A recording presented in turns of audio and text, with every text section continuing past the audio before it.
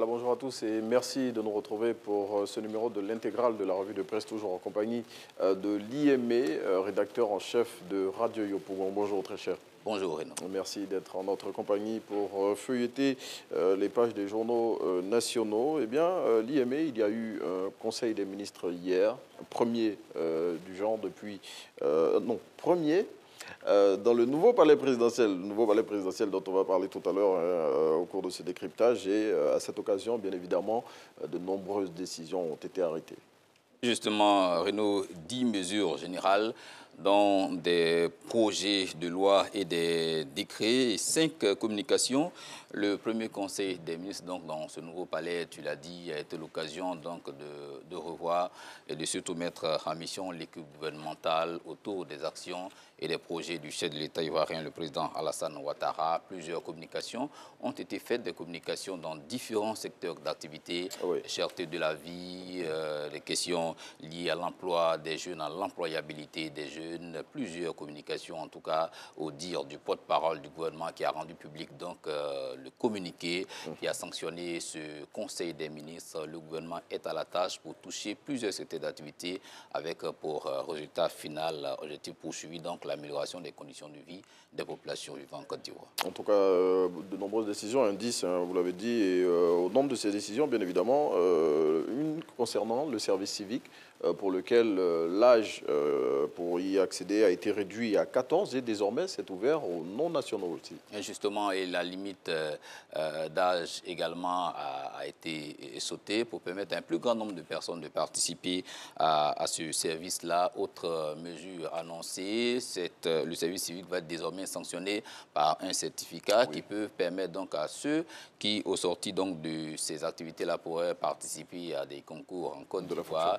Voilà, ces concours en lieu et place donc de certificats, en lieu et place de certificat d'aptitude. D'aptitude demandée. De position militaire aussi. Militaire demandée. Oui, ce certificat-là donc pourrait faire foi de position militaire. On parle de service civique, redonner à la jeunesse le goût des vertus, mais faire en sorte également que ces jeunes-là prennent conscience de la nécessité pour eux de s'engager résolument dans la construction d'une Côte d'Ivoire nouvelle. On dit que l'avenir du pays, c'est la jeunesse, mais il peut avoir un avenir véritable qu'avec une jeunesse responsable, une jeunesse engagée et consciente donc des enjeux futurs. Et je pense que c'est à tous ces besoins-là que va répondre donc désormais le service civique. Le gouvernement, conscient de cette situation, a ouvert donc cela en essayant de lever le verrou de la limite d'âge pour permettre donc à un plus grand nombre de personnes de participer au service civique. Et aussi, je le notais tantôt, un service civique est désormais ouvert aux non-nationaux aussi pour faire corps, bien évidemment, avec la question de la solidarité qui est mise en avant par le gouvernement ivoirien. Donc, on permet à tous ceux qui vivent sur le territoire ivoirien, nationaux ou pas, de pouvoir participer à ce service civique. Mais ces jeunes-là, ils participent d'une manière ou d'une autre à la vie de la nation.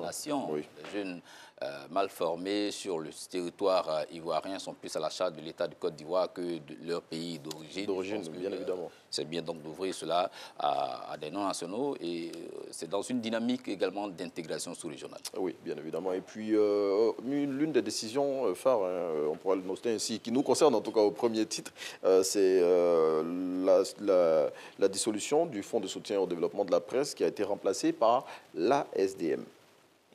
Nouvelle structure qui va venir pour continuer les activités du Fonds de soutien au développement de la presse en étendant ses activités à la presse numérique. Justement, le FDFP remplacé donc désormais FSDP, remplacé donc désormais par l'Agence de soutien et de développement des médias.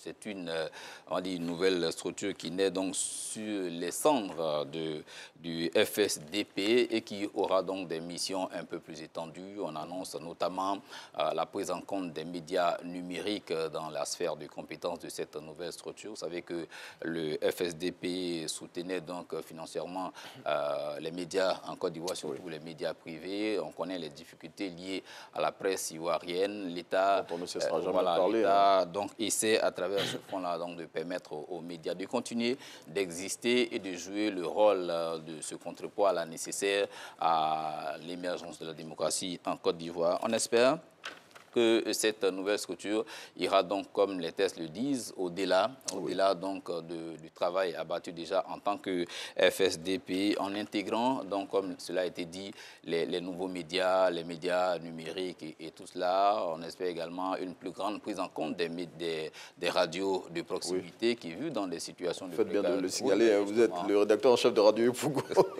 Justement, les radios de proximité, je veux dire, connaissent des réalités quand même difficiles, voilà, certaines surtout parfois à l'intérieur du pays. Il faut que cette agence-là puisse regarder un peu de plus près la condition de ces radios-là. Mais il n'y a pas que les radios de proximité, on a dit les médias numériques, la presse écrite également, la presse imprimée. Là où se trouve le plus gros du boulot, c'est justement au niveau de la presse imprimée, quand on sait les charges liées à l'impression des journaux. Voilà, on s'imagine en tout cas la tâche qui attend cette nouvelle structure, mais c'est avec beaucoup d'espoir qu'on voit arriver donc cette structure, même si on est conscient que le FSDP avait quand même fait son don de chemin, que des efforts avait été fait dans ce sens. Je veux croire, à travers la venue de cette nouvelle structure, la volonté de l'État de Côte d'Ivoire d'aller un peu plus loin dans le soutien à la presse. En tout cas, on le rappelle, hein, le Fonds de solidarité pour le développement de la presse qui avait pour mission de financer au profit des entreprises privées de presse, de communication audiovisuelle et des organisations professionnelles des médias, la formation, les études et conseils, la diffusion, le développement de la presse et du multimédia et aussi les projets d'intérêt collectif, donc FSDP, qui est remplacé désormais par l'Agence de soutien et de développement des médias ASDM qui, à l'inverse du FSDP, aura pour mission de gérer tous ces départements-là que gérait déjà le FSDP avec, en ajoutant le secteur numérique et celui de l'audiovisuel. Autre décision qui a été arrêtée lors de ce Conseil des ministres, l'IME, c'est l'exonération du droit des douanes sur les importations de blé. Mesure aussi qui va venir faire du bien au portefeuille des populations quand on sait le contexte de vie chère dans lequel on se trouve en ce moment. Justement, le pain est un produit de grande consommation en Côte d'Ivoire. L'idée, c'est de faire en sorte que ce produit-là soit accessible à tous les ménages sur 3 mois, donc à compter du mois de mai. La mesure entre en vigueur donc sur 3 mois pour permettre donc à ces importateurs donc de la farine de blé de pouvoir continuer donc d'exercer leurs activités. Et on sait le contexte actuel, le contexte mondial actuel à travers la crise russo-ukrainienne qui fait flamber les prix sur les marchés. Et l'idée donc à travers la prise de cette mesure, c'est de faire en sorte que justement ces produits-là puissent entrer en Côte d'Ivoire et que les pâtissiers, les boulangers continuent d'être approvisionnés, mais surtout que le prix de la baguette reste tel que fixé par l'État du pays. En tout cas, c'est l'objectif à terme de cette décision d'exonérer de taxes les importateurs de blé. Autre chose, l'IME, c'est la centrale de réserve opérationnelle de production d'électricité qui est rentrée en service maintenant. Oui, justement, elle a été construite donc sur un avis, c'est dans la commune de Yopougon, en face donc de la centrale thermique d'Azito. L'idée donc c'est toujours de renforcer la production de l'énergie en Côte d'Ivoire, pouvoir donc couvrir les besoins nationaux, également au niveau de la sous-région. On connaît l'importance de la Côte d'Ivoire dans la distribution de l'énergie dans la sous-région africaine. Et donc cette nouvelle centrale flottante là, basée à Azito dans la commune de Yopougon, comme je l'ai dit, va permettre de renforcer la capacité énergétique de la Côte d'Ivoire. En tout cas, permettre de laisser loin derrière nous les difficultés qu'on a connues selon le porte-parole du gouvernement en milieu d'année dernière avec les problèmes d'électricité, d'approvisionnement surtout d'électricité. Pour refermer la page du Conseil des ministres, l'IME va parler du nouveau palais présidentiel dans lequel le gouvernement a aménagé et c'est là-bas que s'est tenu le Conseil des ministres d'hier.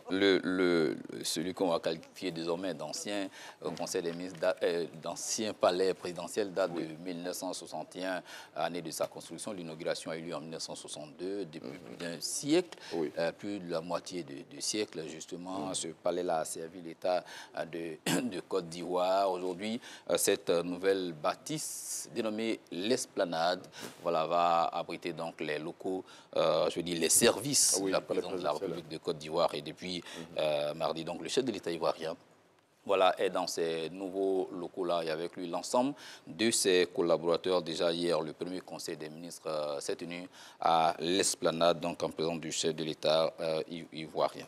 Eh bien, l'IME, on va refermer ce numéro de l'intégrale de la revue de presse avec la prise de service du nouveau président de la Fédération ivoirienne de football. La passation des charges a eu lieu hier et Mariam Daouda Bala, à cette occasion-là, bien évidemment, a remis les dossiers qu'il faut au nouveau président de la Fédération ivoirienne de football, Yacine Idriss Diallo. Après 24 mois de périple, finalement, la FIF a un nouveau président, Yacine Idriss Diallo, a pris fonction. On retient un message fort, celui du rassemblement. Il a appelé à l'union sacrée autour du football ivoirien qui a déjà trop souffert des petits palabres. Il a tendu la main à ses adversaires du moment, notamment Didier Drogba et Sori Diabaté, à qui il a demandé donc de mettre leurs compétences au service du football ivoirien. Renaud, bienvenue à Yacine Idriss Diallo. Félicitations à Mariam Daouda Bala. Elle a essuyé beaucoup d'injures, mais je pense que cette femme battante-là a été... Elle a gardé le cap. Voilà, elle a gardé le cap. Et puis, elle a assuré pour le foot ivoirien une mission historique qui mérite quand même d'être saluée. Oui, mission qui mérite d'être saluée. Maintenant que Yacine Idriss Diallo est assis dans le fauteuil présidentiel, et bien juste après la passation de charge, il a dévoilé l'équipe avec laquelle il va travailler. Et parmi les personnes qui vont constituer cette équipe-là, on a le président du Stella Club d'Adjamé, Salif Bictogo, et on a aussi Cyril Domoro, ex-international ivoirien, qui est dans son bureau. Oui, conseiller du président de la FIF.